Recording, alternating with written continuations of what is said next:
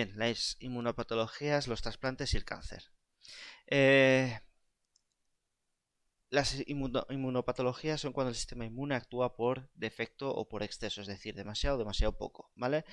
En este caso, sobre todo la tolerancia es la que se ve afectada, apareciendo los diferentes tipos de inmunopatologías, ¿de acuerdo? Que son las enfermedades autoinmunes, la hipersensibilidad y las inmunodeficiencias, ¿de acuerdo? En este caso, las enfermedades autoinmunes es cuando los linfocitos van a responder contra elementos del propio organismo, ¿vale? Pues por ejemplo, la artritis reumatoide o la esclerosis múltiple, ¿vale? Dos enfermedades bastante horribles.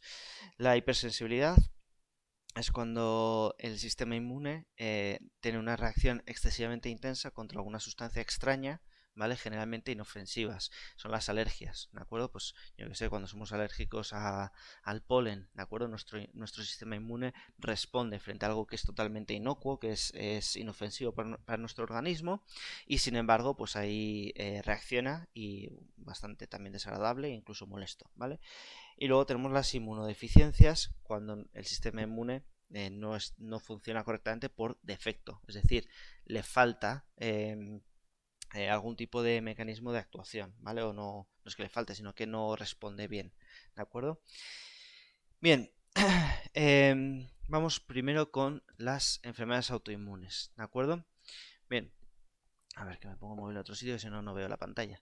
Bien, aquí os he puesto unos cuantos ejemplos, ¿de acuerdo? En esta imagen, pues desde las alergias, el asma, algunos tipos de asma, ¿vale? El lupus, la esclerosis múltiple, la artritis reumatoide, la celiaquía, esto no sé muy lo que es, el este de Addison, no me acuerdo cómo se llama esto. Bueno, algunos tipos de diabetes, ¿de acuerdo? La psoriasis son ejemplos de enfermedades autoinmunes, ¿vale? En este caso, las células del sistema inmune eh, tienen que aprender a tolerar cada una de las células y cada una de las proteínas de los organismos sin atacarles, ¿vale? Sin embargo, pues a veces se dan errores. Eh, Normalmente si una célula inmune reacciona ante un producto, ¿vale? De nuestro organismo, mientras que se está formando en el timo o en la médula ósea, esta va a ser destruida, ¿de acuerdo? O desactivada. Sin embargo, no siempre ocurre, ¿vale? Sobre todo cuando ya han escapado de la maduración, ¿vale? Y desencadenan una respuesta inmunitaria totalmente descontrolada frente a algún tipo de organismo o partícula no dañina, ¿vale? Bien, en general, los fenómenos autoinmunes se manifiestan en forma de una respuesta inmunitaria celular, ¿de acuerdo? Los linfocitos T actúan a algún tipo de células de nuestro propio organismo. Puede afectar a cualquier órgano, ¿de acuerdo? Sin embargo, se ven afectados más frecuentemente algunos como la sustancia blanca del cerebro, la médula espinal, en el caso de la esclerosis múltiple, ¿vale? Las articulaciones, en el caso de la artritis reumatoide, las células secretoras de la insulina, como por ejemplo puede ser la diabetes mellitus, que es la diabetes de tipo 1, ¿vale? Que es la que aparece generalmente en la gente joven. En otros casos, también pues da lugar a otro tipo de enfermedades, ¿de acuerdo? Y en algunos, por ejemplo, el lupus, ¿vale? Si habéis visto alguna vez la serie de House, ¿vale? Casi todos los capítulos, bueno, os pongo en situación, es un médico que diagnostica enfermedades raras, ¿vale? Y casi siempre su diagnosis pasa por el lupus, ¿vale? Y no es casualidad, es que el lupus da un montón de sintomatología diferente, ¿vale? Porque puede atacar, es nuestro sistema inmune atacando alguna parte random de nuestro cuerpo, ¿vale? Entonces puede dar lugar a una batería de síntomas, pues, abismales, ¿de acuerdo? Eh, Perdón, se desconocen las causas que pueden generar las enfermedades autoinmunes, ¿vale? Aunque hay varios factores que pueden predisponer al individuo a padecer alguna de ellas, ¿vale? Lo primero son los factores genéticos, ¿vale? Siempre si tenemos algún familiar que ha padecido algún tipo de enfermedad autoinmune, la probabilidad de que nosotros lo tengamos es mayor por los genes, ¿vale? Porque generalmente tiene algún tipo de codificación genética que lo va a regular. También factores endocrinos, ¿vale? Cuando nuestras hormonas por alguna razón se descontrolan, ¿vale? Pueden favorecer la aparición de estas enfermedades, ¿de acuerdo? Factores ambientales, pues esa también es muy clara, por ejemplo la nutrición, radiación solar, infecciones bacterianas, víricas, ¿vale? Algunas sustancias químicas, todas estas pueden favorecer algún tipo de expresión de una enfermedad autoinmune, ¿vale? Y una muy común hoy en día, el estrés, ¿de acuerdo? El estrés que puede favorecer también ese descontrol, ese funcionamiento anómalo de nuestro sistema inmune, ¿vale? Bueno, en la actualidad se utilizan estos anticuerpos monoclonales, ¿de acuerdo? Para actuar sobre estas enfermedades, ¿de acuerdo? Sin embargo, la cura, bueno, esto es simplemente para terapia, ¿de acuerdo? Pero la cura se cree que se puede encontrar en la terapia genética, ¿de acuerdo? Bueno, ¿qué es un anticuerpo monoclonal? Bueno, son anticuerpos generados en el laboratorio, ¿de acuerdo? De forma exógena a partir de una sola célula, ¿de acuerdo? Generalmente se utilizan los linfocitos B, ¿de acuerdo? Se modifican en el laboratorio, se modifican genéticamente, ¿de acuerdo? Se hibridan, ¿de acuerdo? Como veis aquí, con células de mielinomas, bueno, da igual eso.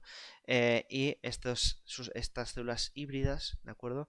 Se separan y empiezan a cultivarse, ¿de acuerdo? Generando estos anticuerpos, ¿vale? Que son los que luego se les inyectan. ¿De acuerdo? Estos anticuerpos, bueno, estas células van a generar solo un tipo de anticuerpos, son específicos, ¿de acuerdo? De ahí su cosa especial, ¿vale? Y también que normalmente los anticuerpos monoclonales sirven para una persona, no sirven para cualquiera, ni para cualquier enfermedad, ni nada, ¿de acuerdo? Suelen ser bastante exclusivos y de ahí que sea tan caro tratar estas enfermedades, ¿vale?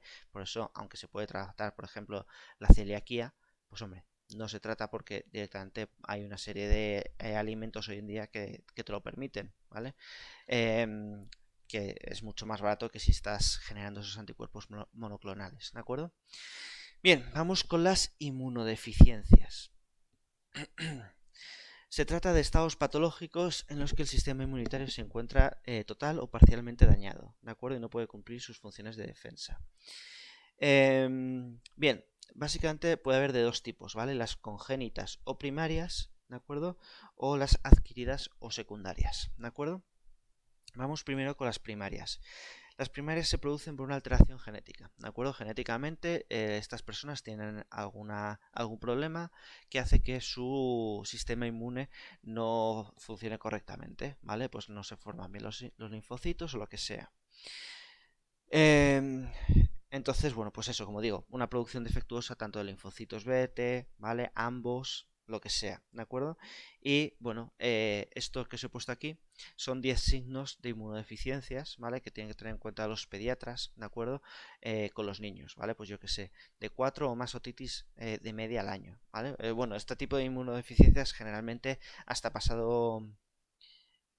hola Maite. Bueno, no te preocupes que yo subo otra vez la clase, ¿vale? Y te vuelves a ver el principio. ¿De acuerdo? Estamos con las inmunodeficiencias. Bien. Como os digo, estos son unos signos que tienen que tener en cuenta los pediatras, ¿vale? Con los niños pequeños, ¿de acuerdo? Normalmente tienen que pasar varios años, sobre todo porque el primer año los pobrecitos míos pillan de todo, ¿vale? Y sobre todo, pues eso, también hay que tener en cuenta si ha ido a escuela infantil o si directamente ha empezado el colegio en infantil o si directamente ha empezado el colegio en primaria, lo que sea, ¿vale? Pero bueno, son una serie de síntomas, bueno, síntomas no, de enfermedades que si se tienen muy habitualmente durante muchos años, puede ser por algún tipo de inmunodeficiencia, ¿vale? Ahí las tenéis, les podéis echar un vistazo. Generalmente, como os digo, se empiezan a manifestar ya en las primeras etapas de la vida y dan síndromes como por ejemplo el de los niños burbuja. ¿Sabes? Estos niños que hay que tener muchísimo cuidado porque cualquier enfermedad que pillen, pues los pobrecitos míos pueden morir porque realmente su sistema inmune es muy deficitario, ¿vale? Bueno, tenemos varios tipos, como si es de linfocitos B, ¿vale? Si es linfocitos T o si son ambos, ¿vale? Obviamente es mejor que sea solo del T o del B que de ambos, pero bueno. No me interesa que profundicemos demasiado en ello, ¿vale? Los tenéis ahí en los apuntes si queréis echarle un vistazo. Luego tenemos las inmunodeficiencias secundarias o adquiridas, ¿de acuerdo? Un segundito. No, es otra cosa, ¿vale? Las secundarias o adquiridas son las que aparecen en algún momento de la vida y generalmente son causas externas del cuerpo, ¿vale? Porque aparece, pues, o puede ser por una nutrición deficiente, ¿vale? Que eso es bastante común. Puede ser por también desnutrición. Puede ser por leucemia. Puede ser radiación, ¿vale? Puede ser tratamientos médicos como la quimioterapia. Puede ser drogas inmunosupresoras, por ejemplo, tras un trasplante para que no haya rechazo. Bueno, una de ellas por encima de todos, ¿vale? Que es el síndrome de la inmunodeficiencia adquirida, VIH, ¿vale? O SIDA, ¿de acuerdo? El virus del SIDA es un virus que, bueno, creo que a día de hoy ya se conoce mucho, ¿vale? Es un retrovirus, es decir, es un virus de ARN, ¿vale? Que se inserta en el organismo y es capaz de hacer la retrotranscripción, ¿vale? Para luego insertarse como molécula de ADN en el ADN de la célula hospedadora, que va a ser generalmente bueno, generalmente no, va a ser un linfocito, ¿vale? Bien, em, ya sabéis que el VIH es una enfermedad de transmisión sexual, ¿de acuerdo? También se transmite por algún tipo de trasvase sanguíneo, ¿vale? A día de hoy, bueno, creo que en España vi un dato hace muchísimo, creo que en los últimos 20 años solo ha habido un caso de contagio de SIDA por trasplante o por transfusión sanguínea, vamos, ¿vale? Que fue un error del banco este de sangre, ¿de acuerdo? Pero generalmente ya os digo que es una cosa que, salvo error, no ocurre ya. Sí que es verdad que también hay paso, sobre todo en países tercermundistas, ¿de acuerdo? Hay contagio madre-hijo durante el parto, ¿vale? Hoy en día en España, pues en caso de que una madre tenga SIDA y va a dar lugar a luz, automáticamente se hace por cesárea y no pasa nada, ¿vale? Porque ahí, bueno, pues se tiene cuidado y el niño no tiene por qué contagiarse, ¿vale? Bueno, como os digo, el SIDA afecta a los linfocitos, perdóname, a los linfocitos, ¿de acuerdo? Y entonces los destruye y genera un tipo de inmunodeficiencia, ¿vale? Puede estar mucho tiempo en el organismo sin manifestarse, ¿de acuerdo? Os he puesto también en los apuntes un pequeño esquema del ciclo del virus del SIDA, ¿vale? Si queréis profundizar un poco más, perfecto, ¿de acuerdo? Pero nosotros ya vamos a pasar a la hipersensibilidad, ¿de acuerdo? En este caso, perdóname, en este caso, la hipersensibilidad es una disfunción del sistema inmune que se caracteriza por una respuesta inmunitaria excesiva ante algún tipo de antígeno de escasa peligrosidad, ¿vale? Algo que no es peligroso para nuestro cuerpo y sin embargo nuestro cuerpo reacciona ante ello y lo ataca, generando una reacción inmunológica, ¿vale? Y la más común son las alergias, ¿vale? Que es esta, la hipersensibilidad inmediata o de tipo 1, ¿vale? Son anticuerpos del IgE, ¿vale? Que se liberan de forma inmediata, ¿vale? Son vasoactivas y otros son mediadores de los mastocitos, ¿vale? Bueno, básicamente lo que provoca son la dilatación vascular, edema, contracción del músculo liso, ¿vale? Esto es lo que hace que, por ejemplo, no podamos respirar bien, producción de moco, como bien sabemos los que tenemos alergia, ¿vale? Lesión tisular, ¿vale? Enrojecimiento, inflamación, que puede generar pues alergias, asmas bronquial, ¿vale? Anafilaxia en casos muy extremos, bueno, ¿vale? Pues lo que sabemos todos de la alergia, incluso los que no sois alérgicos, seguro que lo sabéis, ¿vale? ¿Cuál es todo esto lo que desencadena esta reacción inmunológica, ¿vale? Es lo que vamos a llamar el alérgeno. ¿De acuerdo? Y estos, pues, generalmente son de origen natural, pues, desde los granos de polen, heces de ácaros, ¿vale? Cuando se tiene alergia a los ácaros, es a las heces de los ácaros, no a los ácaros en sí, a determinados aditivos alimentarios, ¿vale? También plásticos, metales, bueno, secreciones de vegetales, de acuerdo, aquellos que son, por ejemplo, alérgicos al kiwi, pues eso, a una proteína concreta del kiwi, etcétera, etcétera, ¿vale? Bien, la hipersensibilidad no tiene por qué manifestarse en el primer contacto, ¿vale? Sino que suele manifestarse tras un periodo, ¿vale? Perdón, tras un periodo donde, bueno, pues lo primero es que el proceso alérgico, ¿vale? Se va a desencadenar cuando la exposición al alérgeno provoca que los macrófagos se activen y empiecen a presentárselo a los linfocitos T, ¿vale? Y a partir de ahí es cuando somos ya alérgicos. A partir de ahí se almacena en la memoria inmunológica, ¿de acuerdo? Y a partir de ese momento, siempre que ese alérgeno entre en nuestro organismo, va a provocar que haya un tipo de reacción inmunológica, ¿vale? En posteriores contactos entre el alérgeno y el organismo, las moléculas se van a unir a los antígenos IgE, perdón, y pues va a generar ese tipo de reacción, ¿vale? Cuando esa sensibilidad inmediata tiene una gran intensidad, va a generar un shock anafiláptico, ¿vale? A ver, cuando tienes alergia a los gatos, ¿es el pelo de los gatos o sus heces? No, es a la piel, generalmente, cuando los pelos se descaman, ¿vale? Y cuando la piel se descama, ¿vale? Creo que es a la piel más que al pelo de los gatos. Bueno, el shock anafiláptico. En este caso, pues ya os digo, cuando la reacción inmunológica es de gran sensibilidad, intensidad, ¿vale? Lo que va a provocar es una permeabilidad grandísima de los vasos sanguíneos y el volumen del líquido va a ser mayor, así la presión arterial cae, ¿de acuerdo? Hay menor presión arterial y entonces cuesta más que llegue la sangre a los bronquios, ¿vale? Generando asma al principio, es decir, broncocontracción y luego asfixia, ¿vale? En la zona intestinal también hay contracciones, náuseas, vómitos y diarreas, ¿vale? Todo eso son síntomas del shock anafiláptico. Todo ello genera una bajada de presión brusca, haciendo que la sangre deje de llegar a la zona cerebral y se pierde el conocimiento. En casos ya muy extremos, también puede ocurrir que la zona cardíaca también se vea afectada, generando un ataque cardíaco, incluso la muerte, ¿vale? Por eso hay que darle una inyección intravenosa de adrenalina, ¿vale? Para generar esa vasocontracción, ¿vale? Y que la presión sanguínea vuelva a un estado normal, o bueno, por lo menos a que sea alta, ¿de acuerdo? También, bueno, el tratamiento normal a la hipersensibilidad se realiza con antihistamínicos, ¿vale? Todos los que somos alérgicos tenemos seguro una caja de antihistamínicos en casa, o dos o tres, ¿vale? Y lo que hace es evitar esa liberación de la histamina, ¿vale? Que es la que va a hacer que todo ese tipo de reacción alérgica, ¿vale?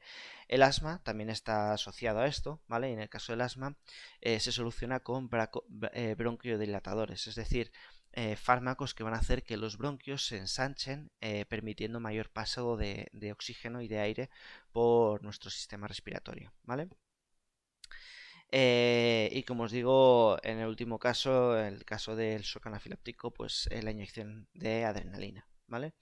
Bueno, sabéis también que hoy en día hay vacunas contra la alergia, ¿vale? En este caso, estas vacunas antialérgicas lo que hace es que inocula al paciente con cierta cantidad de alérgeno, ¿vale? Cada vez la dosis va siendo mayor, ¿vale? Y esto hace que se genere o que reduzca la sensibilidad, ¿vale? A este alérgeno, ¿de acuerdo? Por lo tanto, se genera un tipo de resistencia frente al alérgeno. Lo que pasa es que no siempre se puede detectar el alérgeno, ni siempre se puede tratar con vacunas, etcétera, ¿vale? Bueno, vamos con los trasplantes, ¿de acuerdo? Bueno, a mí aquí siempre me gusta comentaros, ¿de acuerdo? Que tenemos un país que en esto somos una maravilla, ¿vale? Nuestro sistema sanitario es el que recibe mayor número de trasplantes, bueno, de órganos para ser trasplantados del mundo, ¿vale?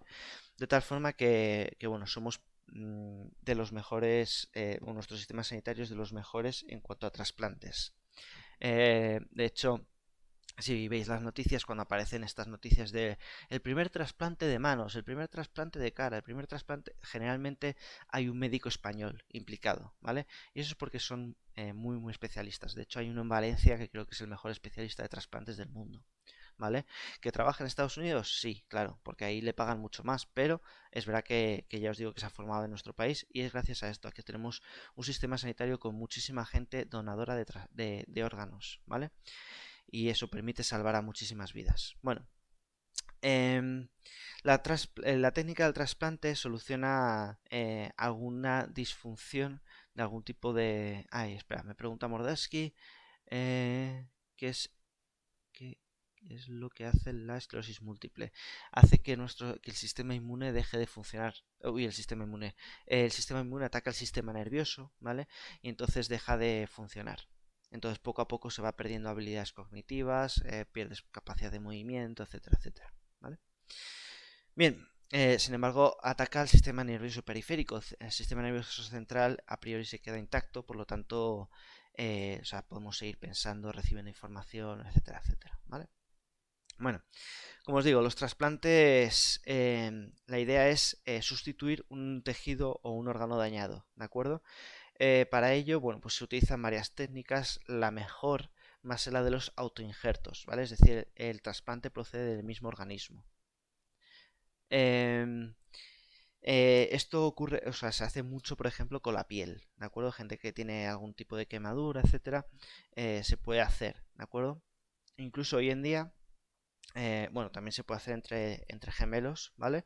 Estos son los mejores porque no hay rechazo, ¿vale? El sistema inmune reconoce al tejido como propio, porque lo es, ¿vale? Y no lo rechaza.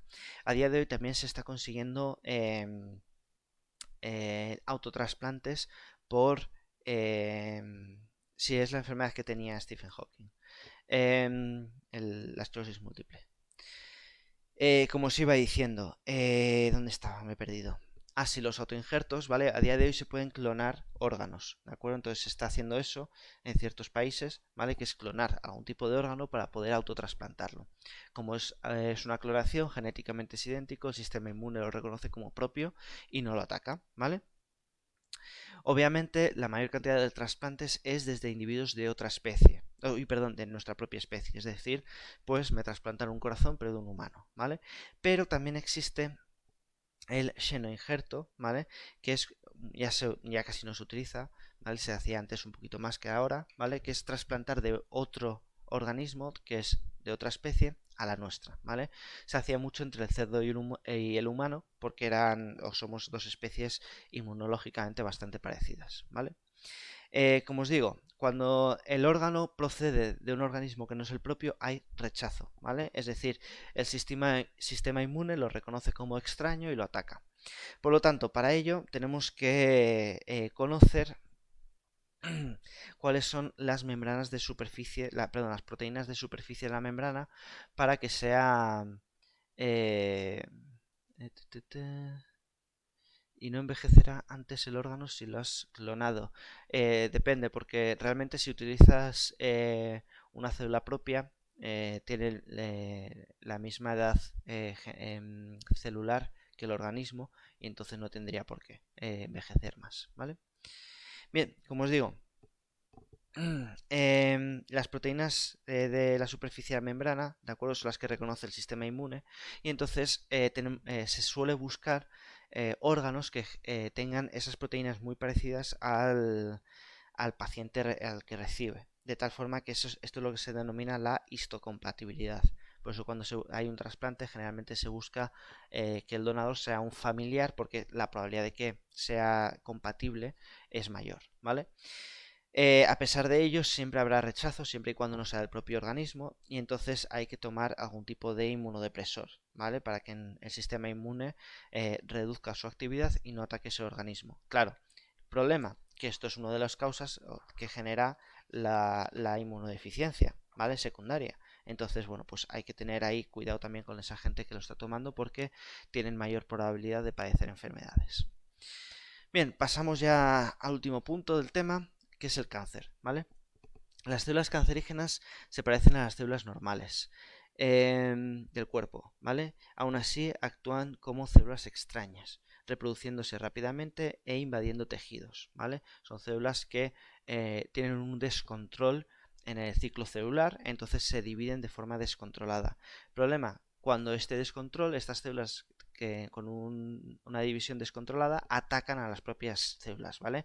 Eso es cuando ya el tumor se llama maligno, ¿vale? Previamente se llama tumor benigno porque son células que crecen pero se dividen rápidamente sin especializarse, pero no atacan a las células propias, ¿vale? Las células cancerígenas tienen antígenos en su superficie, ¿vale? Que difieren de los antígenos de las células normales, ¿de acuerdo? Por lo tanto, pueden ser identificadas por nuestro sistema inmune y destruirlas, ¿vale? Las que los van a destruir son las natural killer, ¿de acuerdo? Principalmente. Muy importantes porque van a destruir casi siempre esas células cancerígenas que van a aparecer en el organismo a lo largo de nuestra vida, ¿vale? Generalmente el cáncer no solo puede inducir una respuesta inmunitaria, sino que es un hecho, ¿vale? Que esta se podría producir de modo que las células cancerígenas fueran suprimidas mucho antes de que se detecte el cáncer, ¿vale? Bueno, generalmente los cánceres se desarrollan, ¿vale? Cuando realmente nos dicen que tienes cáncer o tienes una enfermedad cancerígena, es porque nuestro sistema inmune no ha podido actuar con la suficiente velocidad para evitar que esas células cancerígenas se reproduzcan eh, y, y provoquen la enfermedad propiamente dicha, ¿vale? De tal forma que muchos de los avances que están apareciendo hoy en día en la lucha al cáncer, ¿vale? Es sobre todo reforzando el sistema inmunitario, ¿vale? Bueno, ay, bueno, como hemos terminado este tema, ¿vale? El del sistema inmune, ya solo nos queda un tema más, ¿de acuerdo? A ver, voy a terminar la grabación, ¿vale? Y esto es lo que subiré al canal más adelante, ¿vale?